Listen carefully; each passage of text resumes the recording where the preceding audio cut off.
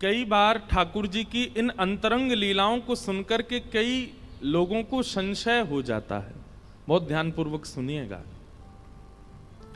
ठाकुर जी की नटखट लीला, ठाकुर जी के ऐसे मधुर बोल, ठाकुर जी की ऐसी सहज स्वभाव, कभी कभी अंतर अनुभव होने लग जाता है कि ये वही परमात्मा है, वही श्री कृष्ण हैं जिनको हम भजते हैं। और विशेष रूप से दो प्रकार के लोगों के अंदर ये संशय प्रकट होता है। बुरा नहीं मानिएगा, ठाकुर जी की इन मधुर लीलाओं के प्रति दो प्रकार के लोगों के चित्त में संशय प्रकट होता है। पहले ज्ञानी, परम ज्ञानी, जिनको ज्ञान बोध तो हुआ पर भक्ति बोध नहीं हुआ।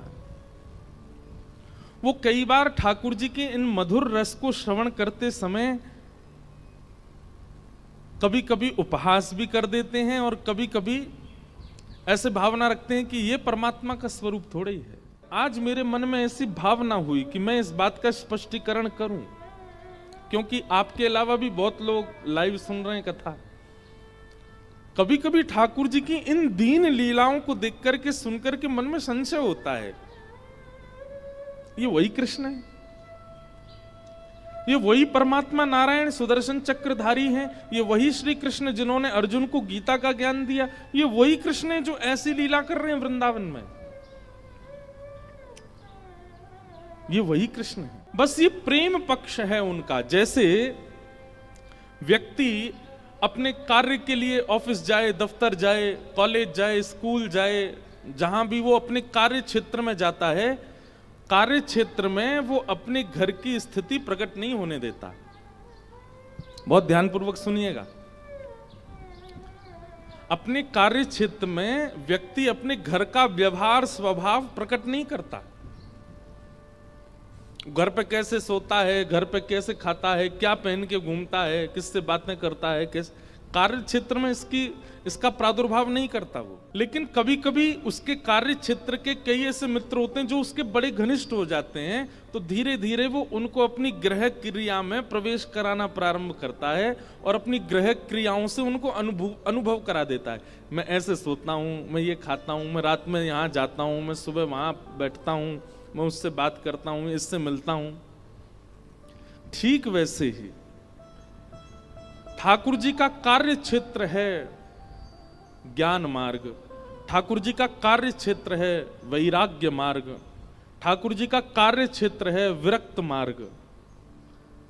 और जब वहां ठाकुर जी किसी को देख लेते हैं कि अब ये मेरे थोड़े सामीप्य में है, तो उसको लेकर के ठाकुर जी अपने गृह क्षेत्र में आते हैं।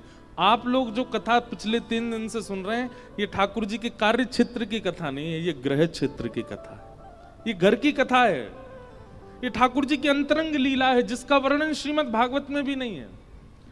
कुछ कथाएं गर्ग संहिता से हैं, कुछ कथाएं ब्रह्म वैवर्त पुराण से हैं, कुछ कथाएं हमारे अष्टछाप के कवियों से हैं, कुछ कथाएं श्री हित चतुरासी जी की हैं, कुछ कथाएं मतलब पदों से कथा का प्रादुर्भाव। ये एक जगह व्यवस्थित सुव्यवस्थित कथा नहीं है। ये जगह जगह ठाकुर जी ने जिन जिन को अपने गृह लीला का अनुभव कराया, उनके लीला वर्णन से ये लीलाएं निकाली गई हैं।